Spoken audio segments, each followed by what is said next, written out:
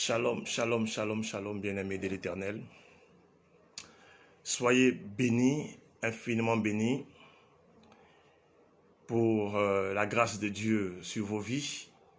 Soyez bénis, vous qui êtes appelés, vous qui êtes élus, vous qui avez été choisis, vous sur qui la main de l'Éternel repose. Vous qui avez été présélectionnés, on pourrait dire, vous ne pas dire prédestinés, à recevoir cet enseignement qui, ma foi, vous ouvrira les yeux sur le monde dans lequel nous nous retrouvons. Que le Seigneur véritable, le Tout-Puissant, Elohim, vous bénisse, fasse tomber les écailles de vos yeux au travers de cet enseignement et vous donne de pouvoir rentrer dans ses promesses. Bien-aimés, aujourd'hui est un grand jour parce que nous allons passer à une vitesse supérieure. Ça fera notre 5e vidéo. Et le Seigneur nous donnera de passer à une vitesse supérieure. Il est important que nous soyons nourris, n'est-ce pas, de cette nourriture solide. C'est pourquoi je veux interpeller tous ceux qui me suivront, ou qui désirent me suivre, afin qu'ils se préparent, parce que cette nourriture sera corsée, véritablement corsée. Et si le Seigneur te donne de pouvoir être attristé, c'est bien pour que tu puisses entrer dans une repentance, pour que véritablement tu sois sauvé. Bien aimé, vous voyez dans Matthieu 25, il dit que à son avènement, beaucoup viendront dire on a prié en ton nom, on a guéri les malades en ton nom, et il leur dira je ne vous connais pas. Pourquoi? Tu auras servi l'Éternel en griffe, en vain. Tu auras fourni beaucoup d'efforts en vain et tu n'auras pas la récompense liée à ce service-là, ce service noble. Ce n'est pas bon. Il est important que lorsque nous travaillons, nous puissions être rémunérés. Parce que nous avons aimé le travail, nous avons mis tout ce que nous avons de plus cher à supporter beaucoup de choses. Et pourquoi ne pas être récompensé à la fin? Bien aimé, c'est parce que très souvent nous faisons mal l'œuvre de Dieu. Nous faisons très mal l'œuvre de Dieu. C'est pourquoi nous allons commencer aujourd'hui notre partage par le livre de 2 Corinthiens. 2 Corinthiens chapitre 7, n'est-ce pas, le verset 10. 2 Corinthiens chapitre 7, verset 10 dit quoi? En effet, la tristesse selon Dieu produit une repentance à salut, dont on ne se repent jamais, tandis que la tristesse du monde produit la mort. Bien-aimé, la tristesse selon Dieu. Je veux qu'aujourd'hui tu sois attristé selon Dieu et que cela te conduise à une repentance sincère afin d'être sauvé. La tristesse selon le monde, c'est la mort. Il n'y a rien à faire. Je partage ce passage avec vous parce que le constat que nous faisons est qu'aujourd'hui, les chrétiens sont devenus comme des militants de partis politiques. Des militants de partis politiques. Lorsqu'on parle, ou du moins lorsque leur vie est en jeu, ils ne réagissent pas. Lorsqu'on les tue, ils ne réagissent pas. Lorsqu'on les affame, ils ne réagissent pas. Mais lorsqu'on parle de leur président de parti, qui se révolte, ils s'élèvent, ils réagissent. Aujourd'hui, les chrétiens sont pareils que les militants de partis politiques. On peut parler d'eux, on peut les insulter, non, ils ne réagissent pas. On peut même parler mal de Dieu, on peut insulter Dieu, ils ne réagissent pas. Mais lorsqu'on parle de leur religion, lorsqu'on parle de leur homme de Dieu ou femme de Dieu, alors ils réagissent. C'est pratiquement pareil. Pareil. Je prie que cet enseignement d'aujourd'hui t'attriste, attriste ton âme, attriste ton esprit. Que tu te rendes compte que tu agis mal. Tu adores très mal celui que tu penses être le très haut. Et que tu te répandes sincèrement. Que tu abandonnes cette voie-là pour être sauvé. Bien aimé, nous allons entrer dans le vif de notre sujet. Le thème d'aujourd'hui, n'est-ce pas? J'ai attitré affiche publicitaire source d'idolâtrie et d'abomination. Les affiches publicitaires. Source d'idolâtrie et d'abomination. Nous allons prendre nos Bibles. Nous allons lire la Bible. Et nous allons comprendre quelque chose. Nous allons commencer notre première lecture dans le livre, dans Exode, selon Scofield, Exode 20, n'est-ce pas? À partir du verset 1. Je lis la parole. Alors Dieu prononça toutes ces paroles en disant, « Je suis l'Éternel ton Dieu, qui t'ai fait sortir du pays d'Égypte, de la maison de servitude. Tu n'auras pas d'autre Dieu devant ma face. Tu ne te feras point d'image taillée, ni de représentation quelconque des choses qui sont en haut dans les cieux, qui sont en bas sur la terre, et qui sont dans les eaux plus bas que la terre. Tu ne te prosterneras point devant elles, et tu ne les serviras point, car moi l'Éternel ton Dieu, je suis un Dieu jaloux, qui punit l'iniquité des pères sur les enfants, jusqu'à la 3e et à la 4e génération de ceux qui me haïssent, et qui fait miséricorde jusqu'à 1000 générations à ceux qui m'aiment et qui gardent mes commandements. Bien-aimés, voici la version selon Scofield. Nous allons lire selon le Semeur. Alors Dieu prononça toutes ces paroles. Je suis l'Éternel ton Dieu, qui t'ai fait sortir d'Égypte, du pays où tu étais esclave. Tu n'auras pas d'autre Dieu, tu n'auras d'autre Dieu que moi.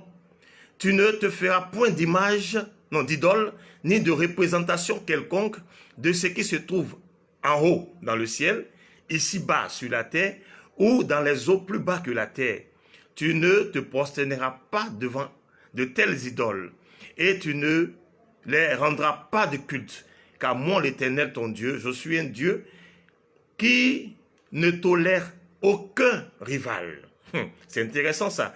Un Dieu qui ne tolère aucun rival. Je punis les fils pour la faute de leur père jusqu'à la 3e, voire la 4e génération de ceux qui me haïssent. Mais j'agis avec amour jusqu'à 1000 générations envers ceux qui m'aiment et qui observent mes commandements. Bien-aimés, ça commence à venir. Ça commence à être intéressant. Je dis bien, le thème d'aujourd'hui, c'est affiche publicitaire, source d'idolâtrie et abomination. Nous allons lire selon Thompson, la version de Thompson. Alors Dieu prononça toutes ces paroles en disant, « Je suis l'Éternel ton Dieu, qui t'ai fait sortir du pays d'Égypte, de la maison de servitude. Tu n'auras pas d'autre Dieu devant ma face. Tu ne te feras pas de statue, ni de représentation quelconque de ce qui est en haut dans le ciel, de ce qui est en bas sur la terre, et de ce qui est dans les eaux plus bas que la terre. Tu ne te prosterneras pas devant elles, et tu ne leur rendras pas de culte, car moi l'Éternel ton Dieu, je suis un Dieu jaloux, qui punit la faute des pères sur les fils jusqu'à la 3e et à la 4e génération de ceux qui me haïssent, et qui usent de bienveillance jusqu'à 1000 générations envers ceux qui m'aiment et qui gardent mes commandements. Bien-aimés, vous voyez, les mots se ressemblent. Nous allons lire la dernière version de la Torah et nous allons commencer notre étude d'aujourd'hui. Selon la Torah maintenant, il dit, excusez-moi, je suis l'Éternel ton Dieu qui t'ai fait sortir du pays d'Égypte, d'une maison d'esclaves. Tu n'auras pas d'autre Dieu devant moi. Tu ne te feras point d'idole, ni toute image de ce qui est en haut dans le ciel, ou en bas sur la terre, ou dans les eaux plus au-dessous plutôt de la terre. Tu ne te prosterneras point devant elles, et tu ne les adoreras point. Car l'Éternel, moi l'Éternel, ton Dieu, je suis un Dieu jaloux qui poursuit la faute des pères sur les enfants jusqu'à la 3e et à la 4e génération, pour ceux qui me haïssent et qui exercent la bienveillance jusqu'à 1000 générations, n'est-ce pas, pour ceux qui m'aiment et qui gardent mes commandements. Voilà, bien-aimés, le décor est planté. Il y a plusieurs mots qui reviennent dans les différentes traditions, les 4 lectures que nous venons de faire. On nous parle de image, on nous parle de représentation, on nous parle de se prosterner, on nous parle de adorer. Alors, nous allons aller dans le dictionnaire pour définir ces différents mots afin de mieux les cerner, afin de les comprendre. Parce que si on n'a pas compris, il est difficile de savoir où on va. Je répète, bien-aimé, je ne veux pas que tu sois attristé selon le monde. Je veux que tu sois attristé selon Dieu. Que ton âme soit attristé pour que tu comprennes que depuis longtemps, l'adoration que tu accordais à ton Dieu n'était pas celle-là même que ton Dieu t'avait prescrit. Bien-aimé, il y a problème. Nous nous égarons. Je ne veux pas que demain tu sois en train de pleurer. Je veux que demain, toi et moi, nous nous retrouvions en train de louer l'Éternel dans son royaume. C'est pourquoi il est important que tu comprennes. Sors du cadre de la religion. Sors du cadre de tout ce qui est dénomination, tout ce qui est tradition. Oui. Et dispose ton âme, ton esprit à recevoir cet enseignement-là. Allons-y. Première définition, image. Le dictionnaire définit l'image comme une représentation d'une personne ou d'une chose par une peinture, un dessin ou la photographie. Première définition donc, c'est une représentation d'une personne ou d'une chose par la peinture, le dessin ou la photographie. C'est aussi la reproduction visuelle d'un objet par un instrument optique. Une représentation mentale d'un être ou d'une chose. Voici la définition d'image. On nous dit que c'est une représentation. C'est une reproduction visuelle d'un être ou d'une chose. Est-ce qu'on comprend un peu? La Bible dit, tu ne te feras point d'image. Dieu est catégorique. Il ne dit pas. Il dit point. Une interdiction formelle. Tu ne te feras point d'image taillée d'une quelconque image. Comme le dit dans la Torah. Une quelconque image. Peu importe sa nature, qu'elle soit taillée, qu'elle soit sculptée, qu'elle soit photographiée, tu ne te feras point d'image. Allons-y pour la définition de représentation. Une représentation, c'est une action de représenter, de rendre sensible, fait apparaître d'une manière concrète l'image d'une chose abstraite. Voici ce que le dictionnaire définit comme représentation. C'est une image graphique, n'est-ce pas, picturale d'un objet donné. Une image mentale d'une chose quelconque. Est-ce qu'on réalise un peu que nous sommes idolâtres? Est-ce que nous réalisons que nous sommes idolâtres? C'est très grave. Dieu est esprit. Et ceux qui veulent l'adorer doivent l'adorer en esprit et en vérité. Dieu n'est pas une représentation. Qui peut représenter Dieu? Qui peut représenter un esprit? Personne ne peut représenter un esprit. Tu l'as vu où? Dans la Bible, il dit que personne ne peut le voir et vivre. Non, personne ne peut le voir et vivre. Sa gloire, quand elle apparaît, même tu te prosternes. Tu ne peux même pas regarder la lumière, le feu. qui se présente à toi, tu baisses la tête. À plus forte raison, le voir et le représenter. Avançons. Se prosterner. C'est quoi se prosterner? Se prosterner, c'est se courber jusqu'à terre en signe d'adoration, en signe de respect. C'est ça se prosterner. Adorer, c'est quoi? C'est rendre un culte à un Dieu. Rendre un culte à un Dieu. Dieu qu'on ne voit pas. Si on le matérialise, bien aimé, c'est par rapport à quelque chose qu'on aime. L'or peut être un Dieu. L'or est le Dieu de certaines personnes. La nourriture est le Dieu de beaucoup de personnes. Les habits, le vêtement sont des dieux de beaucoup de personnes. Est-ce qu'on s'en rend compte de ce que nous faisons? De notre égarement? C'est aimer quelqu'un ou quelque chose d'une manière, d'un amour plutôt, ou d'une affection passionnée. Adorer, c'est aimer quelqu'un ou quelque chose d'un amour fou ou d'une affection passionnée. La Bible dit, tu ne feras pas, point, non c'est même pas, tu ne feras point toutes ces choses à part l'Éternel. Mais Dieu est esprit, comment tu peux le matérialiser? Grande question, lourde question. Tu l'as vu où pour pouvoir le matérialiser? Alors, après toutes ces définitions que nous venons de faire, de lire, il y a une question qui me vient à l'esprit.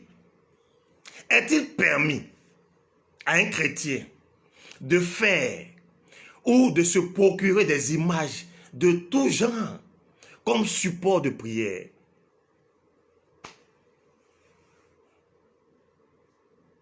Est-il permis? Bien-aimé, je veux que tu répondes avec moi. Est-ce que c'est permis que tu te fasses représenter ou que tu représentes quelque chose sur un support de prière, de programme de prière, lorsqu'on parle d'adoration, que tu puisses imaginer cela? C'est possible?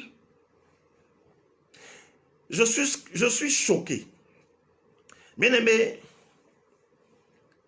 aujourd'hui, il y a ceux-là qui se disent des éclairés. Les religieux qui se font appeler évangéliques. Ce sont des religieux. Ils se disent plus éclairés que les autres. Qui se moquent des catholiques parce que les catholiques adorent des statues, la statue de Marie, etc., etc., que la Bible dit que c'est interdit. Oui, la Bible dit que c'est interdit. Mais vous qui dites que vous êtes éclairés, là, vous faites pire qu'eux. Vous faites pire que les catholiques. Vous qui prétendez être éclairés. Et puis, je ne comprends pas. Est-ce qu'on a besoin de se moquer de quelqu'un, de l'insulter, si on estime que la personne est dans les ténèbres, dans l'égarement? Non, on reprend avec amour.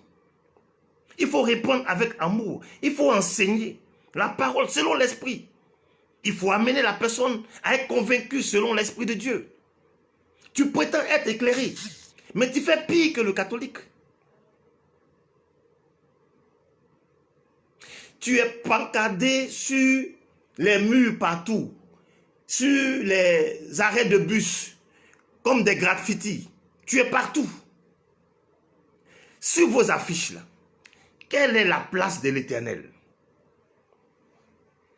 C'est la publicité de qui que vous faites? Dites-moi. Est-ce la publicité de Dieu que vous faites ou votre publicité? Bien aimé, je n'ai jamais vu un envoyé qui se tague la pointe, qui se glorifie. Un envoyé. Je n'ai jamais vu ça. Dieu m'a fait la grâce d'entrer dans le bureau de beaucoup d'ambassadeurs. Quand vous rentrez dans le bureau d'un ambassadeur, la photo que vous voyez, c'est la photo du président qu'il a nommé, qu'il a envoyé, n'est-ce pas, le représenter dans un pays. Et même dans le bureau des directeurs, vous trouverez la photo du président. Et non leur photo. Peut-être leur photo, c'est sur leur table, leur bureau. Mais les photos qu'on voit dans le bureau, qui est mis en exergue, c'est les photos de celui qui est au-dessus d'eux. Mais vous, où est la photo de Dieu? C'est votre publicité que vous faites. Où est la gloire de Dieu sur vos affiches? Vous volez la gloire de Dieu. Il dit qu'il est un Dieu jaloux qui punit l'iniquité des pères sur les enfants jusqu'à la 3e, voire la 4e génération. Et il ajoute de ceux qui me haïssent. Ça veut dire quand tu agis ainsi, ça veut dire que tu haïs Dieu. C'est fort, bien-aimé. C'est fort. Est-ce que tu te rends compte de la gravité de l'acte que tu poses? Dieu n'a pas besoin d'être matérialisé. Il est esprit. Il n'a pas besoin de ça. On vous voit sur les affiches avec de grosses Bibles. Non. Souvent même le thème n'a rien à voir avec la parole de Dieu. En Côte d'Ivoire, on a vu ça ici. Un programme où les bishops étaient réunis. Un concert de bishops. Le thème, vous savez, c'était quoi? Mais. M-A-I-S, point d'exclamation. Mais quoi? Mais quoi? Mais c'est grave ça. C'est dangereux. Ça attend à chaud. C'est quoi ce thème-là? C'est quoi ce thème-là? La première des choses qui doit choquer, qui doit attirer l'homme sur une affiche d'un programme, c'est le thème.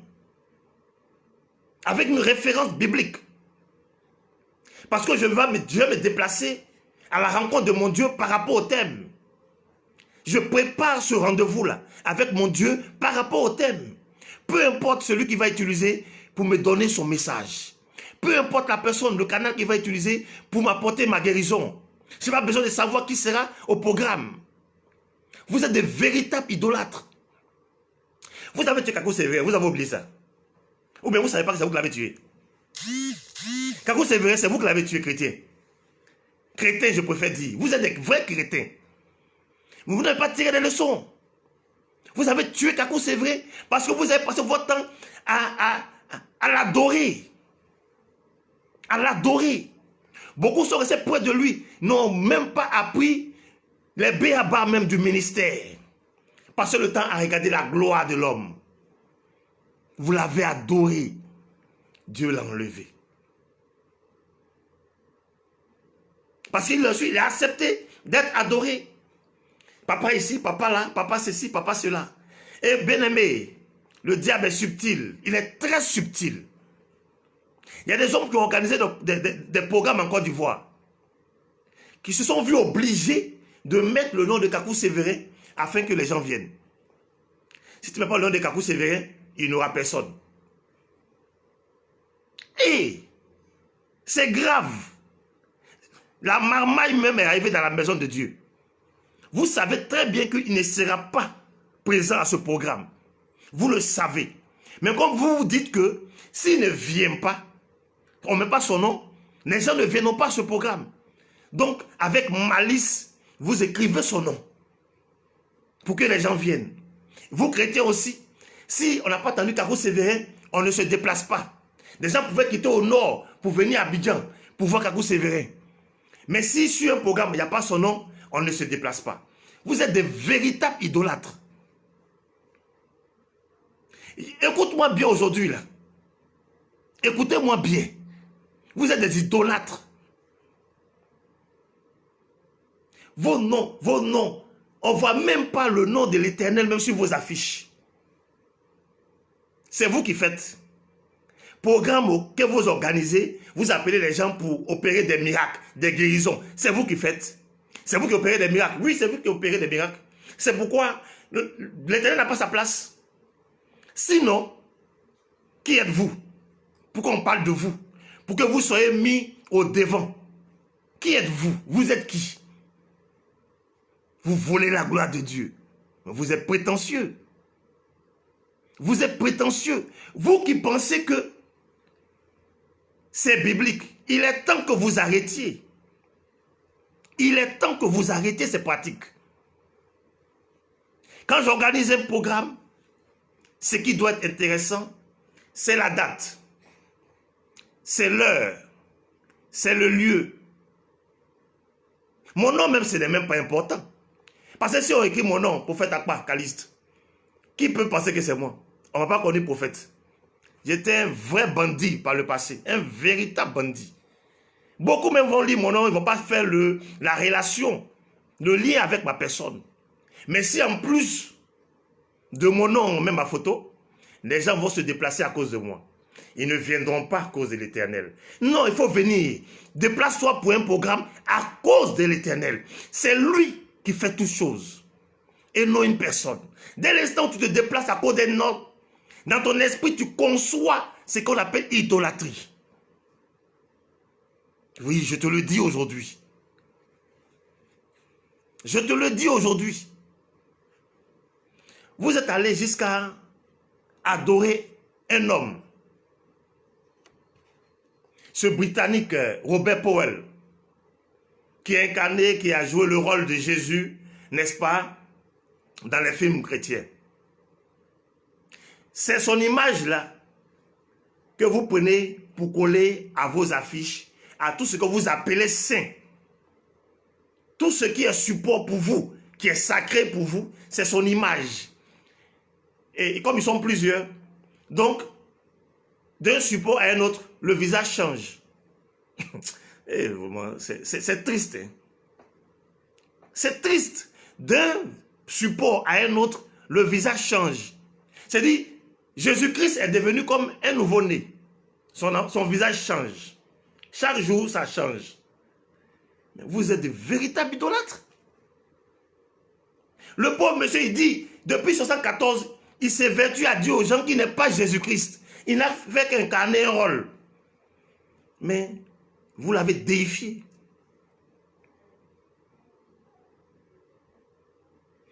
C'est grave. Bien-aimé, c'est grave. Je ne rentre pas dans ce qu'on appelle religion. Je ne rentre pas dans ce qu'on appelle dénomination quelconque. Je parle des faits. Je parle des faits. Aucune représentation.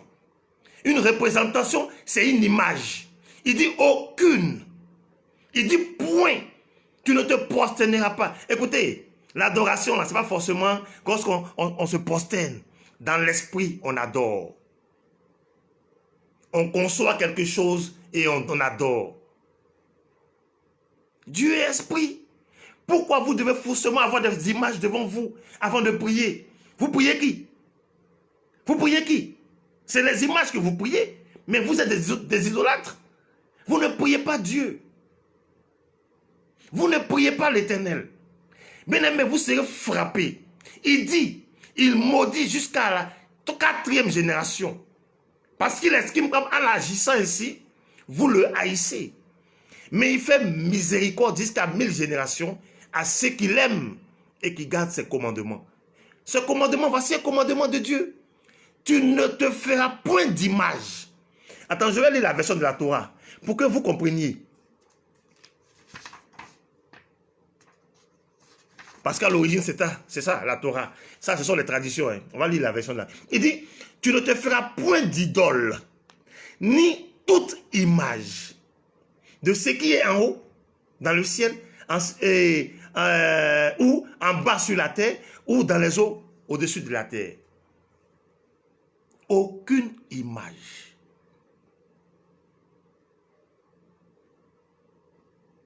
Vous avez tué Kakou Sévérin. Je reviens encore. Grand serviteur de l'Éternel, vous l'avez tué à cause de votre idolâtrie. J'ai reçu après sa mort des personnes qui sont venues à moi, que j'ai encadrées, qui n'avaient aucune notion de la parole de Dieu. Parce qu'elles étaient commandos de Kakou Sévérin. Elles étaient dans le groupe d'intercession. Mais elles sont passées tout leur temps à le regarder, à admirer la gloire de Dieu sur sa vie. À l'adorer. À cause de vous, Dieu l'a enlevé. Bien aimés, ceux qui sont encore dans ça là, comprenez que ce ne sont pas des hommes de Dieu. Oui, ce ne sont pas des hommes de Dieu. Parce que quand tu es inspiré par Dieu, quand tu es poussé, conduit par l'Esprit de Dieu, tu ne peux pas prétendre vouloir voler la gloire de Dieu. Ce n'est pas possible. Ça ne peut pas passer dans ton esprit. Ce n'est pas possible. C'est inadmissible. C'est impensable. Je vais vous faire une révélation. En 2002, je réponds à l'appel de l'Éternel en août 2001. Kakou Sévérin venait de mourir en avril, je crois. Et je réponds à l'appel de Dieu en août 2001. Le Seigneur me dit qu'il m'a appelé au même ministère que Kakou Sévérin. Je ne le connaissais pas, je ne l'avais jamais vu. Mais j'ai tiqué parce que ce que je savais, c'est qu'il venait de mourir très tôt. Et donc je dis, ah, dès que j'ai vu de mourir, il me dit non, je t'ai appelé au même ministère que lui, même mission. Ce n'est pas de faire les mêmes bêtises que lui. Ah, Seigneur, enseigne-moi alors. Il m'a enseigné beaucoup de choses. Et un jour, j'étais couché vers midi, il m'appelle, il me réveille, il me dit, allume ta télévision. J'allume la télévision, il y avait l'émission Midi Première. Midi Première, et il y a des hommes de Dieu qui étaient sur ce plateau-là. Je vais taire leur nom par sagesse, bien aimé. Mais je pense que si tu étais présent à cette époque-là en Côte d'Ivoire, tu peux savoir de qui il s'agit. Si tu ouvres ton esprit, Dieu va t'enseigner, il va te dire de qui il est question. Alors, je vois un homme de Dieu avec une affiche sur laquelle c'est écrit « Domination » avec S à la fin. Et il explique « Domination », c'est « Do » qui est le début de son nom, « Mi », ministère, et « Nation », des nations. Donc, il donne son nom, ministère des nations. Do, ministère des nations. Et le Seigneur ouvre mon esprit, il me dit, tu vois, regarde bien l'affiche. J'ai dit, oui Seigneur. Il dit, où est ma gloire sur cette affiche? J'ai dit, je ne vois aucune. Il me dit, va plus loin. Que t'inspire? Ou bien, qu'est-ce que je t'ai enseigné sur domination? Je regarde bien et je me rends compte que le diable étant subtil, il t'explique que domination, c'est Do, son nom, le diminutif de son nom, et ministère des nations. Donc il met S, parce qu'il a dit des nations. Mais lorsque vous lisez dans la Bible, quand on parle des dominations, on fait allusion à quoi? La Bible nous parle des dominations, il parle des principautés, il parle de ces démons de ce monde. Dieu nous a donné la domination. La domination et non les dominations. Mais tellement le diable est subtil, quand il te définit domination, avec esprit sur des nations, tu es aveuglé, tu ne peux pas savoir. Si tu n'es pas, je dis, conduit par l'Esprit de Dieu, tu ne peux pas savoir que ce monsieur-là, celui qui se fait appeler prophète des nations là, n'est rien d'autre que un serviteur du diable. Un véritable suppôt du diable. Domination. Je dis, je vais taire le nom par sagesse. Ceux qui veulent, en inbox, je vais leur donner le nom. Quand il finit son passage, il y a un autre qui va s'asseoir. Lui, il écrit son nom. Et puis, il met conception. Son nom, il écrit conception. Et le Seigneur me dit, voici un homme qui est devenu un concept. Moi, Christ, je ne suis pas un concept. C'est lui qui est concept. Bien aimé, si tu n'as pas l'Esprit de Dieu, tu ne comprendras pas combien de fois ces marmailleurs là nous roulent dans la farine. Il nous amène à poser des actes d'abomination, à nous égarer de la voie de Dieu. Parce que quand tu es l'adepte, le suiveur, l'enfant, d'après vous, spirituel de ce monsieur-là, bien aimé, qu'est-ce que tu attends comme nourriture spirituelle? Qu'est-ce que tu espères comme enseignement venant de l'Éternel?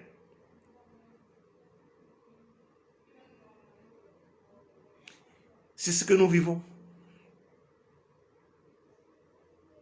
Aujourd'hui, vous regardez à l'entrée des églises, c'est des affiches avec l'image du pasteur, souvent maintenant même avec sa femme, quand bien même souvent il n'est pas servant de Dieu.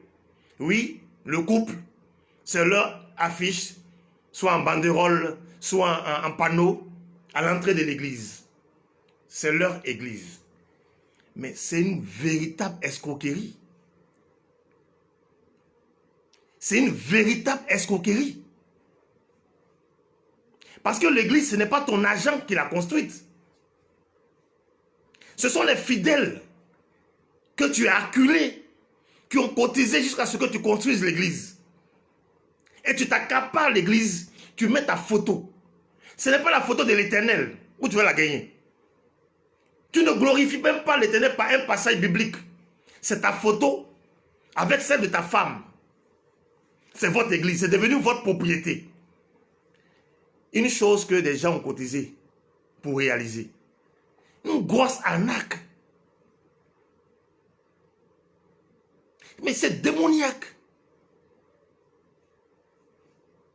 Évangélique, oui. Vous êtes des religieux. Vous vous moquez des catholiques. Mais vous faites quoi qui vous différencie des catholiques?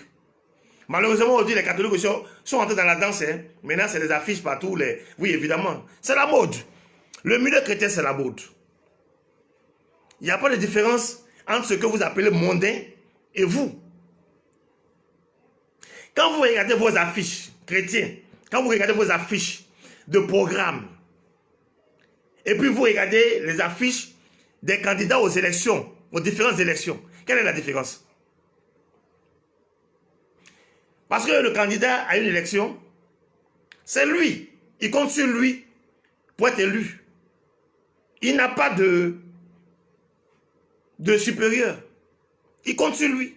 Vous aussi, sur vos affiches là, c'est vous qui êtes représenté. Où est la différence? Vous avez appelé ceux-là les gens du monde. Vous-même là, vous êtes où? Vous êtes où vous? Vous êtes où? Vous êtes pareil. À vos affiches dites chrétiennes et celles des artistes que vous appelez artistes du monde, coupés, décalés. Où est la différence? C'est la même chose. L'Éternel n'est pas mis en exergue. Vous ne glorifiez pas l'Éternel.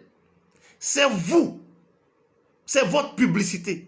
Est-ce que vous avez besoin qu'à votre programme, il y ait 1000 personnes? Est-il nécessaire? Christ a opéré des miracles. 12 000 personnes ont mangé. 5 000 personnes ont mangé. Mais combien lui sont restés fidèles? La Bible parle de 120 seulement. 120. Vous avez 1000 fidèles. Vous entendez ces 1000 fidèles comment? Vous ne rendez même pas visite à ces fidèles.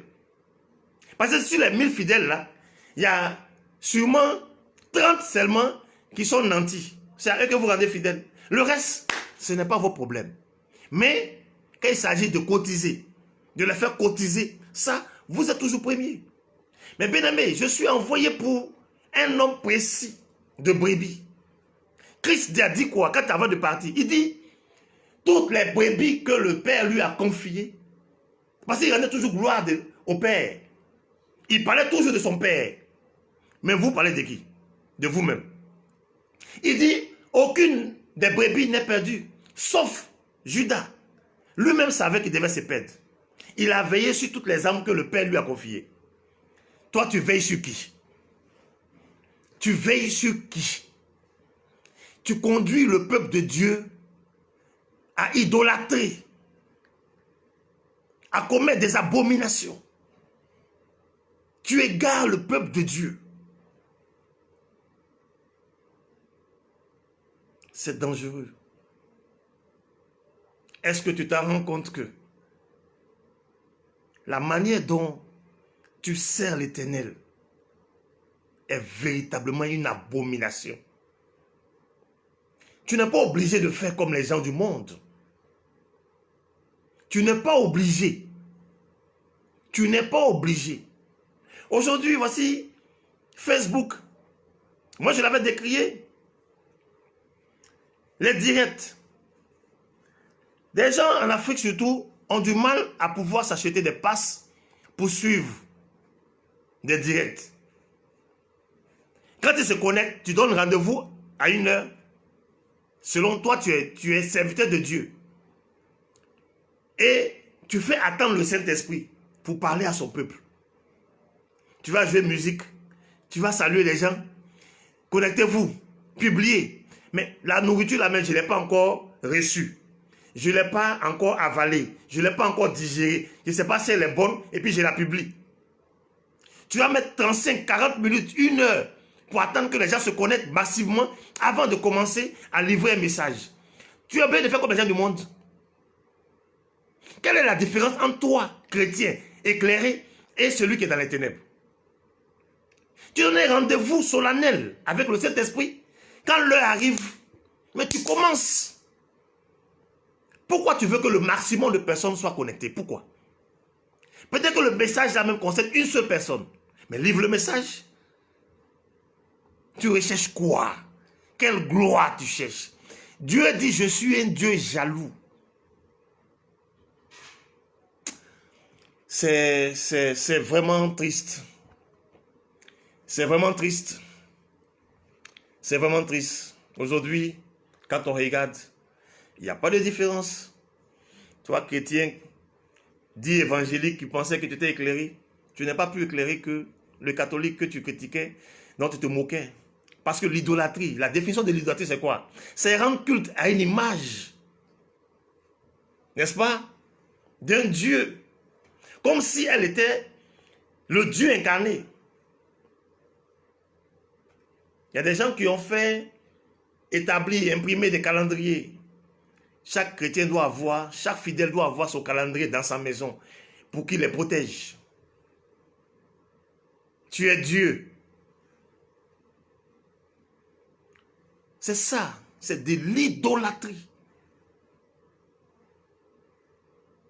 On va lire Jean chapitre 4. On va lire quelque chose.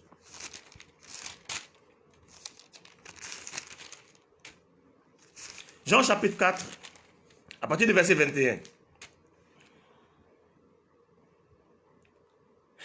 Il dit, femme, lui dit Jésus, crois-moi, l'heure vient où ce ne sera ni sur cette montagne, ni à Jérusalem, que vous adorerez le Père. Vous adorez ce que vous ne connaissez pas. Nous adorons ce que nous connaissons. Car le salut vient des Juifs. Mais l'heure vient, et elle est déjà venue, où les vrais adorateurs adoreront le Père en esprit et en vérité. Car ce sont là les adorateurs que le Père préfère. Dieu est esprit. Et il faut que ceux qui l'adorent, l'adorent en esprit et en vérité. Dieu est esprit. Tu ne peux pas dessiner l'esprit. Regardez, aujourd'hui là, attends, c'est des années 1970 par là, que des gens ont commencé à incarner le rôle de Jésus dans les films. Et vous prenez cette image des hommes là, pour en faire l'image de Dieu, de Jésus. Mais attends, il est né depuis, c'est la naissance qui est le début de notre ère. Mais pourquoi depuis là, on ne parle pas de son image quelque part, on ne voit pas son image quelque part? C'est dangereux, vous blasphémez. C'est une abomination. C'est dangereux ce que vous faites. Il dit, les adorateurs que le Père préfère, qui recherche, sont ceux qui l'adorent en esprit et en vérité. Pas besoin de le matérialiser. Pas besoin d'image. Pas besoin de représentation. Vos représentations sur le visage de support en support, comme un bébé, comme je l'ai dit. Un nouveau-né, là, aujourd'hui, il ressemble à telle personne, demain, il ressemble à une autre personne. Ça, c'est nouveau-né. Mais Jésus est pareil. Quand vous foutez de Jésus quand même, notre Seigneur, attendez, arrêtez un peu. Arrêtez. Je le dis, nos parents étaient illettrés. Ils ne sont pas allés à l'école. Mais nous avons la grâce d'être partis à l'école, de nous cultiver, de développer notre intelligence. Il pouvait dire qu'il a caché beaucoup de choses aux vieux, aux sages, mais il a réservé pour nous, ses enfants. Mais nous autres aujourd'hui, si nous devons être encore aveugles, il y a problème. Jérémie 48. Jérémie 48, verset 10 dit quoi? Maudit soit celui qui fait avec négligence l'œuvre de l'Éternel. Écoutez-moi bien. Le Seigneur a une particularité. Nous sommes tous des enfants de Dieu, des serviteurs de Dieu. Mais le Seigneur a mis sur chacun une grâce particulière. Moi, il m'appelle l'ultime avertissement. Ça veut dire, si on te parlait, que tu ne voulais pas écouter, quand je finis de parler, fais attention. Parce que ce qui va venir, c'est le châtiment. Je dis, on passe à la vitesse supérieure. Hier, on est allé doucement, crescendo. Aujourd'hui, on est arrivé à un niveau où il est important que tu comprennes. Ça ne dépend pas de toi. C'est la parole qui dit. Si tu ne veux pas changer, sache que ce qui va venir désormais, c'est le châtiment. Jérémie 48, verset 10 dit, « Maudit soit celui qui fait avec négligence l'œuvre de l'Éternel. Maudit soit celui qui éloigne son épée du carnage. » Tu n'as pas envie de faire l'œuvre de Dieu, il faut laisser. Si tu n'es pas un appelé, il faut laisser. Prophète Akba que je suis, je ne suis rien d'autre qu'un serviteur de l'Éternel. J'avais annoncé en Côte d'Ivoire que ces faux prophètes-là allaient fuir la Côte d'Ivoire. Aujourd'hui, on n'entend plus parler d'eux. Ils sont allés aux États-Unis, ils sont allés loin d'ici. Ils ont vu que ça ne prend plus. Parce que j'ai mis à nu leur pratique. C'est moi, prophète Akba. J'ai échappé à la mort à 3 reprises. Je suis allé en exil, je suis revenu. Je suis de retour encore. Je vais dévoiler vos pratiques. Je vais dévoiler vos pratiques. Arrêtez. Il est temps d'arrêter ce que vous faites. Jusqu'à aujourd'hui, de nos jours, il y a des gens qui vont chez les féticheurs, qui vont chez les marabouts. Donc si vous voulez, allez vous asseoir dans vos maisons de féticheurs, mais ne prenez pas le manteau de l'Éternel pour porter l'opprobre sur son nom. Arrêtez. Vous qui vous êtes infiltrés, arrêtez. Vous qui avez vu l'argent, la gloire, la richesse, et qui préférez piétiner les enfants de Dieu, les conduire à l'abattoir, arrêtez.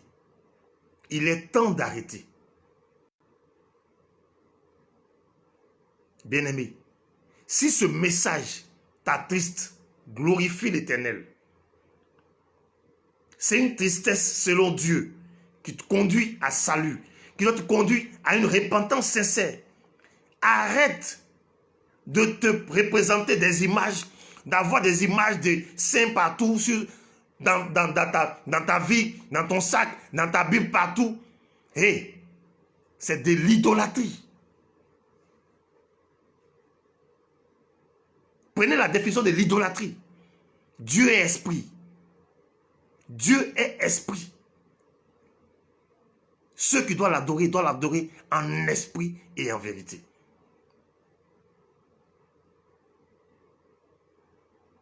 C'est trop. Vous exagérez trop. Vous exagérez trop. Vous exagérez trop. Les enfants de Dieu ont soif de Dieu. Si vous n'êtes pas fichu de leur donner la nourriture venant de l'Esprit de Dieu, changez de métier. Changez de métier. Le Seigneur est en train de marquer ses serviteurs. Remarquez que beaucoup sont en train de mourir. Le vent a commencé depuis longtemps à souffler. Hein? Le vent a commencé depuis longtemps à souffler. Il va commencer parmi les chrétiens. Tu veux que je donne la révélation?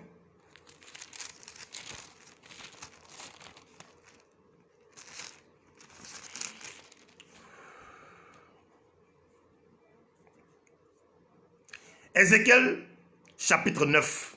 Voici le message pour la Côte d'Ivoire. Ézéchiel chapitre 9. Je vais te lire rapidement la parole. Puis il cria d'une voix forte à mes oreilles. Approchez, vous qui devez châtier la ville, chacun son instrument de destruction à la main. Et voici 6 hommes arrivaient par le chemin de la porte supérieure du côté du septentrion. Chacun son instrument de destruction à la main. Et il y avait au milieu d'eux un homme vêtu de lin et portant une écritoire à la ceinture. Il vint se placer près de l'autel d'airain. La gloire de Dieu, du Dieu d'Israël s'éleva du chérubin sur lequel elle était et se dirigea vers le seuil de la maison. Et il appela l'homme vêtu de lin et portant une écritoire à la ceinture. L'Éternel lui dit, passe au milieu de la ville, au milieu de Jérusalem, et fais une marque sur le front des hommes qui soupirent et qui gémissent à cause de toutes ces abominations qui s'y commettent. Et s'adressant aux autres à ma présence, il dit, passez après lui dans la ville et frappez, que votre œil soit sans pitié et n'ayez point de miséricorde. Tuez, détruisez les vieillards, les jeunes hommes, les vierges, les enfants et les femmes, mais n'approchez pas de quiconque aura sur lui la marque. Et commencez par mon sanctuaire. Il commençait par les anciens qui étaient assis dans la maison. Et il leur dit plutôt, souillez la maison et remplissez de morts les parvis. Sortez, ils sortirent et frappèrent dans la ville, etc., etc. Voici le message pour la Côte d'Ivoire. Ça fait peur. Le Seigneur est en train de marquer ses enfants. Le Seigneur est en train de marquer ses enfants. Le temps arrive, le vent a commencé depuis à souffler. Je l'avais annoncé. Ça m'a coûté ce que m'écouter. Mais je ne me tairai pas lorsque le Seigneur me dira de parler. Comme amener, on doit m'amener. Mais je suis encore vivant. Et je parlerai de sa part. J'avais annoncé des choses en Côte d'Ivoire. On m'a pris pour un fou, un arriviste, quelqu'un qui était en quête de publicité. Mais tout ce que le Seigneur m'a donné d'annoncer, se sont réalisés. Et nous sommes dedans. Moi, le petit prophète, le petit Miché, c'est moi. N'écoutez pas la voix de l'Éternel. Non. Ne prêtez pas oreille à ce qu'il vous dit. Laissez-vous conduire par vos religions, par vos religieux, par vos dénominations. Laissez-vous conduire par vos églises, par vos hommes de Dieu. Ne vous laissez pas conduire par l'Esprit de Dieu. Mais le temps arrive. Vous aurez que vos yeux pour pleurer si vous êtes encore vivant. Il est en train de marquer ses enfants. Il va commencer par l'église, dans l'église. Est-ce que vous ne voyez pas les signes même? Ça ne vous dit rien. Les chrétiens meurent plus que les païens. Ça ne vous dit rien. Ça ne vous alerte même pas. Les chrétiens meurent plus que les païens. Vous qui avez la lumière, vous qui avez la vie, vous mourrez plus que les païens. Comme des mouches. Ça ne vous alerte même pas. Vous êtes de véritables idolâtres. Si tu fais ce que la Bible interdit, il est temps que tu arrêtes. Il est temps que tu arrêtes. Je vais finir mon message par un verset. Ésaïe 50. Ésaïe 50. Le verset 4 dit,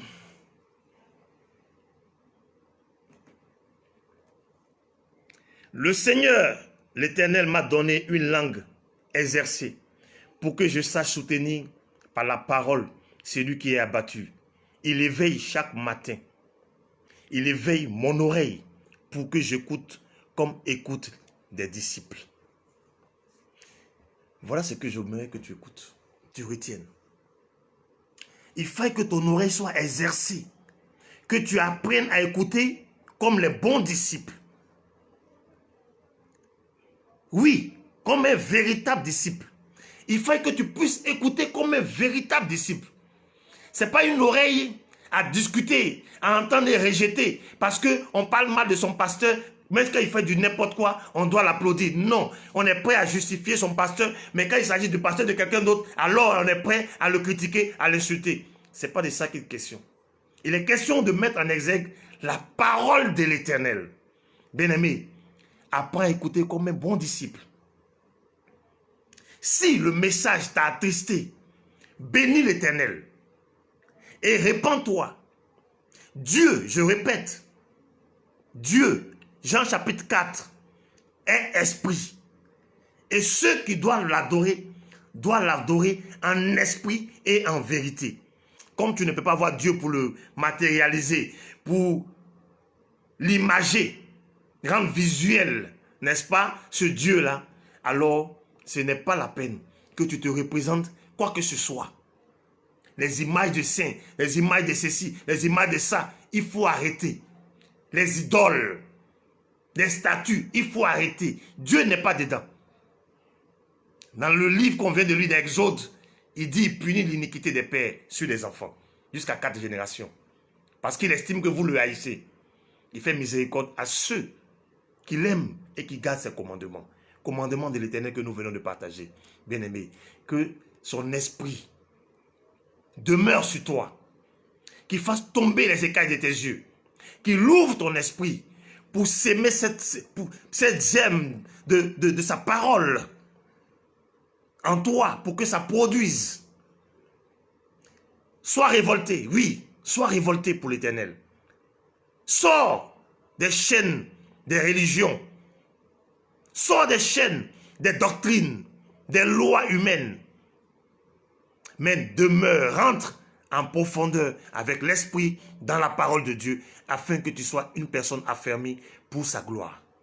Que Dieu vous bénisse abondamment, que son amour qui surpasse toutes choses vous comble de toute joie et vous oriente vers sa lumière, afin que nous soyons plusieurs à nous réjouir et à l'adorer le jour de son avènement. Bien-aimés, c'était mon message d'aujourd'hui. Demeurez bénis.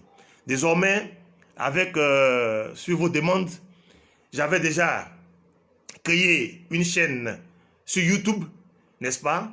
Mais sur vos demandes, je l'ai activée. Donc, tous nos vidéos seront, qu'on appelle ça, emmagasinés, n'est-ce pas? Sur cette chaîne YouTube, vous tapez seulement mon nom, Akpa Calixte Géraldo. Vous allez voir la parole révélée par le Saint-Esprit. Vous entrez, vous aurez toutes les vidéos que nous avons déjà partagées. Plus tard, nous allons faire nos directs simultanément sur YouTube et sur, on appelle ça, Facebook, afin que chacun de nous soit nourri. Bien-aimé, va sur la chaîne YouTube, abonne-toi, parce que nous allons faire beaucoup de choses désormais sur ça. Que le Seigneur vous garde et vous bénisse abondamment au nom de Yeshua, notre Seigneur et Sauveur. Amen.